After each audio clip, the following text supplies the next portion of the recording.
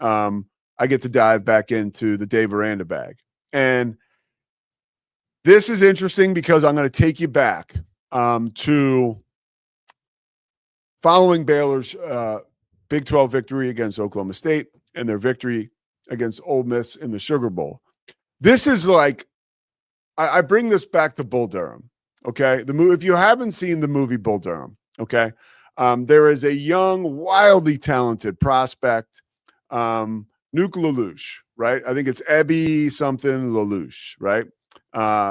Obviously canonized by the amazing job by Tim Robbins, right? Who plays Nuke Lelouch. And he is, like I mentioned, so talented. And the veteran catcher, played by Kevin Costner, is Crash Davis, right? And Crash is sent to the minor leagues. You guys know the movie. I mean, I apologize, but if somebody who doesn't, Crash is sent to the minor leagues to help this young superstar pitcher mature so he can make, the major leagues. I mean, he's going to make the major leagues, but they want him to have the best impact possible, right? Because he's like a number one draft pick. And I think it's the Braves organization in the movie. So Costner is talking to Lelouch, and Lelouch has fungus on his shower shoes. And he's like, dude, you have fungus on your shower shoes. He's like, you haven't done anything in your career. You can't have fungus on your shower shoes. Like, you're a nobody. People are going to think you're disgusting. He goes, now, you go to the pros, you go to the show, you win 20 games a year, you get fungus on your shower shoes, the media and fans will think you're different and think you're colorful. But until then, you're just disgusting, And that kind of flips with the Dave Aranda thing. When Baylor won the Sugar Bowl, that offseason, right? Coach Aranda did not, I have talked to people at Baylor and flat out, they said the most uncomfortable Dave Aranda has been was that offseason, right? Because he was thrust into taking congratulations. He was thrust into accepting people just being fanboys, fangirls, whatever. People were freaking out over this new type of football coach that Baylor had on a national level and locally around the program. Everybody loved this different type of coach, right? Especially because the way he handled success was so cool. He was so humble about it. And he did not want to take a lot of credit. And he was also very deep, and we see this. If you were to ask Dave, what time it was, he would tell you exactly who built the watch, how they did it, and the precision they used to create it. And when you're winning Sugar Bowls, that stuff is like super interesting.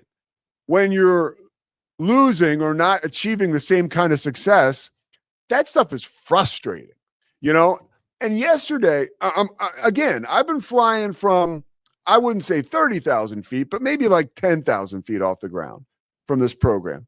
But yesterday, I'm deep diving again, and I'm listening to Dave's press conference. And they ask him about Bryson Washington, and he just tells the coolest story. He's like, yeah, I went over to him today at practice. Because this is the beauty of Dave Aranda. Somebody asked him if Bryson Washington is going to be healthy, right? Is Bryson going to play? And Dave goes, it's funny. I went over to him today, and I said to him at practice, or he said to me, Coach, you can't get me, Coach. It was during stretch. I went to him during stretch, and he said, Coach, they can't get me. They can't get me, Coach. And I said, well, they're trying. They're sure trying, But he did all the things today, and, when he runs, it's violent, His violence energizes the team.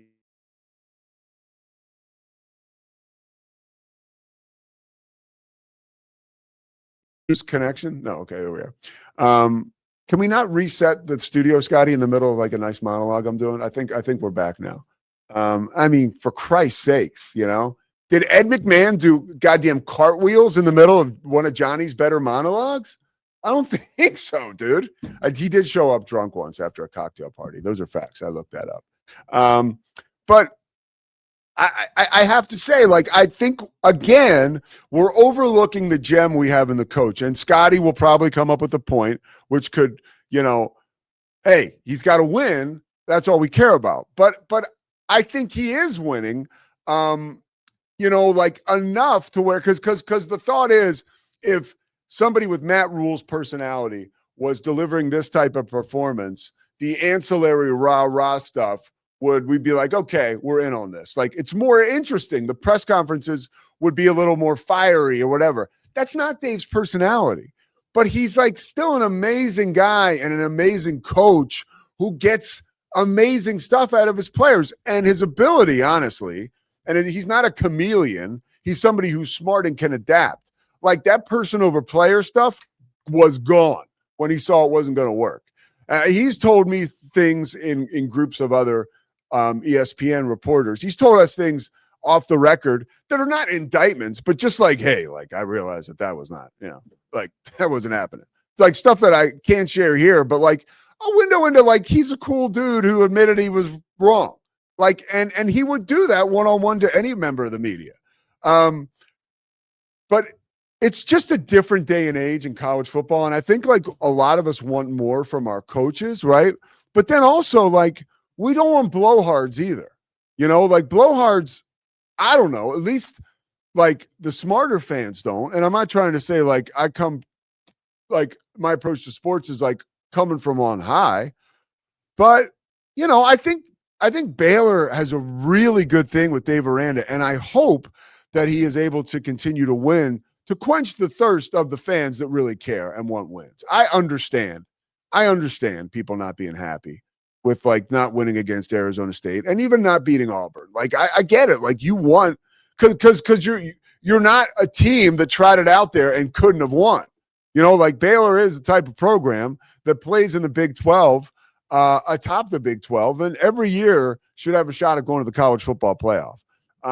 But I don't want us to overlook the gem that we have in Dave Aranda. He is a very, very interesting. Like, when you can ask him a question about defense and he tells you a story about El Guapo from the Three Amigos, or even the thing, by the way, I do want to say I appreciated the country and the college football nation earlier this year when he made the comments about the Wolf of Wall Street stuff.